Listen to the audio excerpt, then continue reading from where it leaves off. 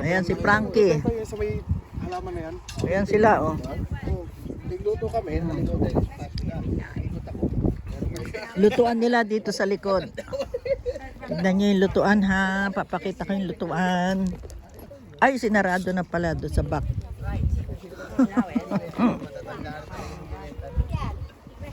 Ayan sila. Selling shit. Ayan. Rubbish. No, hinahanap kasi may nagtatanong noon. Siya lang nakakaalam noon. Magkano? Dito para makapag-exercise. Para ako'y napapagod. Okay to. Ako'y napapagod yung puti. Giligising na ako. Alam pang ano sa isa. Pag-uwi ko naman, babaklasin ko yung sasakyan. Nakabili na ako ng ano.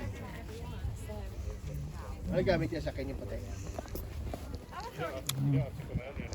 Alam mo, bibili mga damit. Dapat hindi mo alam. Ang matindi yan.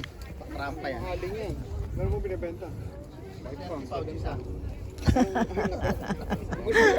Gusto niya mura doon. Ngayon, nakalagay na presyo 1 pound. Diyan sila. Oo. Ang presyo mo, hindi mo pinibenta talaga, eh, no? Huwag nilang kunin. Pero binibenta mo ng 3 pound kanina. Wala eh. 5 pound na yan, 5 to 7. Hindi pwede yung ganun. Pag pangit, medyo pangit. 3. Kanina, 10 rin. Magkano binibenta helmet mo? Yan. Ano binibenta sa inyo? Ano na yan? Pang go-go na yan dito. Bumi sa airpot ng ano ng helmet. Ano lang yan? Magkano yan? 5 pound ba? 5 pound yun. Laban na nga si 2 pound. Pero isa matino yun, yung pula, pero ito yung pula matino yan. Hindi, kaya yung itim, pero yung nasa gitna may basag eh. Yung Alex yung pula na yan eh. Yung may ano siyang maliit na motor. Maliit na pula. Mahal yan. Pwede na yan sa 5 pound.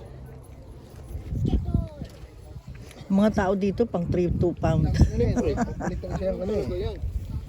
Hindi kaya po pag nagtanong sila, tataas mo ng price kasi sigurado tatawad sila eh.